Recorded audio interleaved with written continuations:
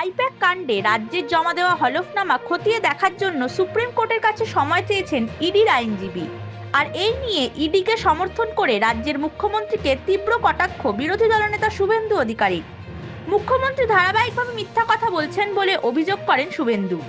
কি বললেন বিরোধী দলনেতা?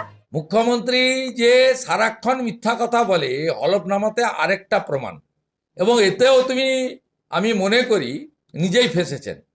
তিনি বলেছেন তার দলের অত্যন্ত সেন্সিটিভ কিছু ডকুমেন্টস তিনি ইডির তল্লাশিরত আধিকারিকদের কাছ থেকে কথা বলে অনুমতি নিয়েছেন।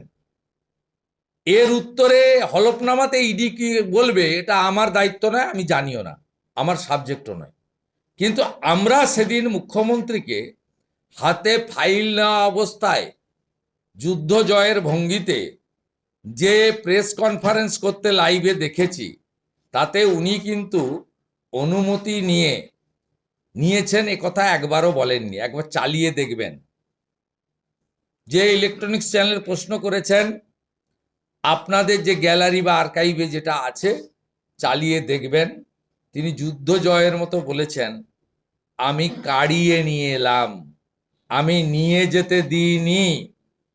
এই ভাষাগুলো কিন্তু অনুমতি বা অনুমোদন বা মিউচুয়ালি হ্যান্ডেড ওভার এটা হয় না। মুখ্যমন্ত্রী ফাইল চোর, এবং সুপ্রিম কোর্টের শুনানি থেকে আমরা জেনেছি উনি মোবাইল ফোনও চুরি করেছেন, সঙ্গে ল্যাপটপ তো উনি নিজে স্বীকার করেছেন যে ল্যাপটপও নিয়েছি, আর এটাও আমার গুরুত্বপূর্ণ নথি নিয়ে চলে যাচ্ছিল বা পালাচ্ছিল, উনার ভঙ্গিতে উনি বলেছেন। আমি ওগুলো সব নিয়েছি, আমি ওগুলো সব আমার কাছে নিয়েছি, নিয়ে যেতে দিইনি, নিয়ে নিয়েছি। আর অনুমতি নিয়ে আমি নিয়েছি, এই দুটো বাংলার মানে কিন্তু এক নয়। অর্থাৎ উনি সেলফ ডিক্লেয়ার চুরি করেছেন, সেলফ ডিক্লেয়ার করেছেন ইন প্রেজেন্স অফ পাবলিক।